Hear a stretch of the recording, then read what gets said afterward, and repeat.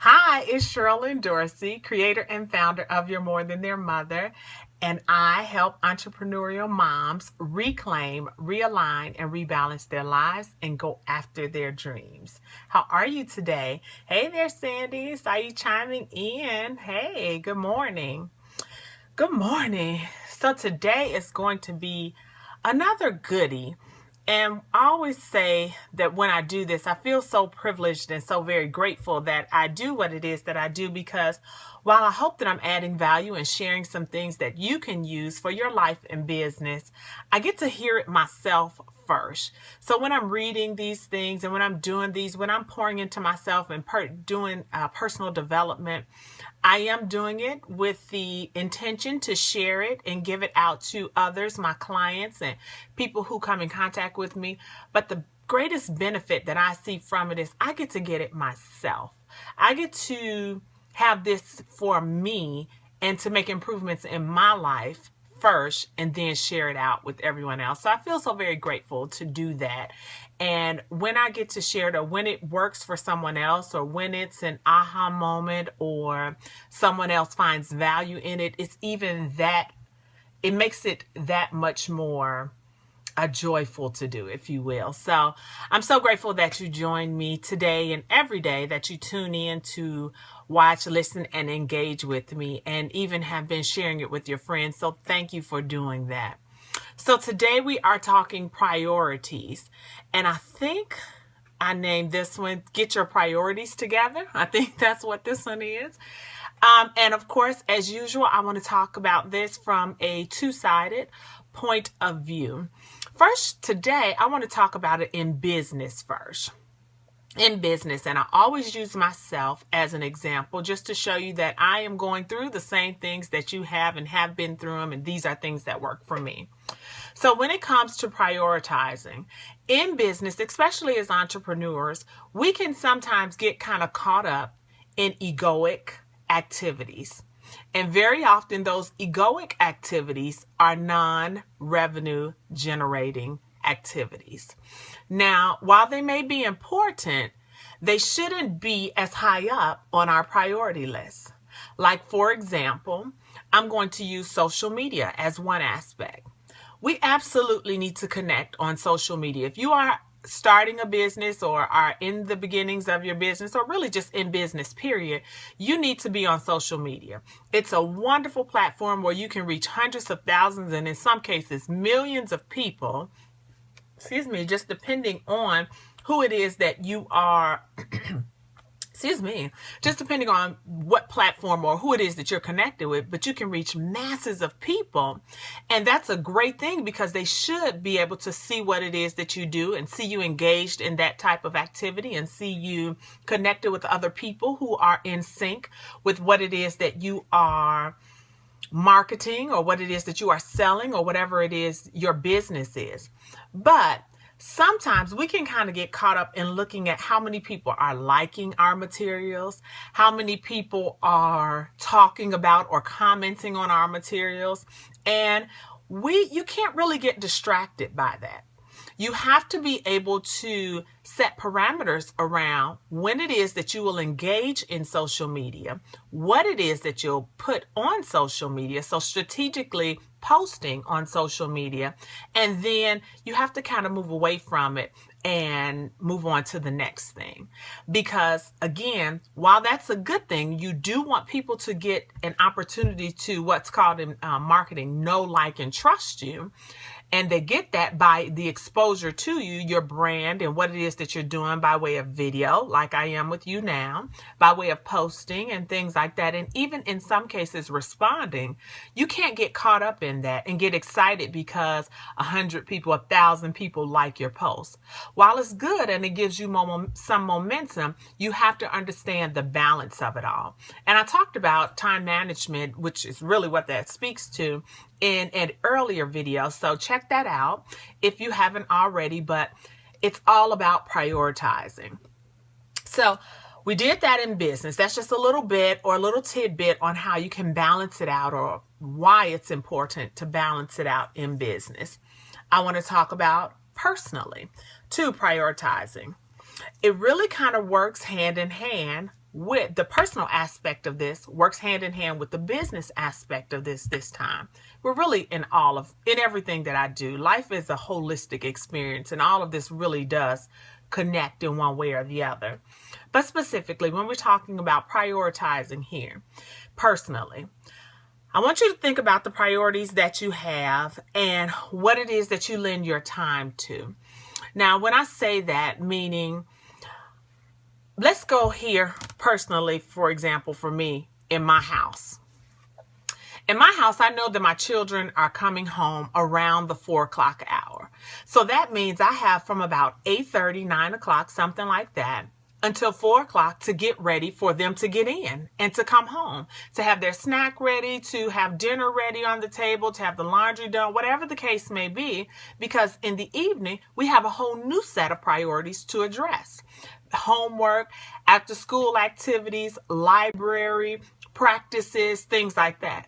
So I need to get together what I need to have done before they come home, because once they come home, now I have a whole different set of energy, responsibilities, and priorities to do.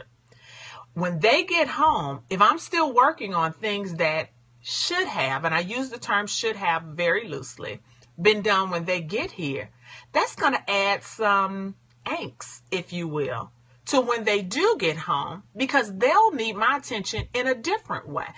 They'll need my attention at that time. And that the things that I should have had done before should have been done. So now when they're coming in and going, Ma, can we, I have to do, I need some help with Now I'm all upset or aggravated by them calling me. But in reality, I didn't really prioritize what it is that I needed to do to have done before they get home. I knew they were coming at that time. I knew that I had things to do once they got here. But because I didn't keep them in the order of importance and get them done accordingly, now I have a problem with, or I'm aggravated by them when they get home.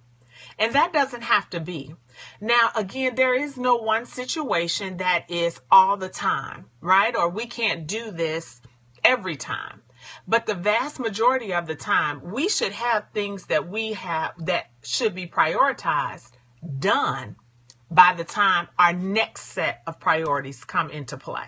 Does that make sense? And that's the example that I just used. Are we getting this a little bit? Are we still on here? Are we still connected? Give me some feedback on that if you understand what it is that I'm saying. Yes, no? Okay, nobody's in a position to type me back here or let me know. Okay, well, I will go ahead and assume. Okay, good. I know it's a little bit jumbled there, but I'm hoping that did make sense to you. Thanks, Sandy, for chiming in and letting me know. So you really have to think about that. And I brought up priorities, or getting your priorities together, and I wanted to use those two examples on purpose because, number one, in business, let's go back to that. If your priorities are out of order, that means you are not making the money that you could make. You are leaving some money on the table. And trust me, I have been there. I want to use the example of, for example, my website. My website, when I first started out in business, I didn't have the money to pay anyone to get my website done. So I had to figure it out, do what I needed to do, and to make it happen for myself. Well, I would spend my full-on days, meaning my working hours, and I call that anywhere between 9 to 5. Those are business hours, I guess I should say. And I was working on putting that together. And gosh, I did that for like 2 weeks. And I did it. I don't have any regrets to having to do it for myself because it was just what I had to do at the moment. But what I realized is that the time that I was spending those working hours or during those business hours working on that, I was missing out on some different networking opportunities, which could have led into some different monetary opportunities that I could have taken advantage of. I missed out on some. I don't want to use the term missed out. That's why I'm stumbling, guys. I want to say I was not able to attend different events that I could have been connected to that could have garnered me contracts for other speaking engagements and things like that because I was at home working on my website. Now, the reason that I'm calling this priorities and using this example is because my website was a priority. Making money, gaining contracts was a priority.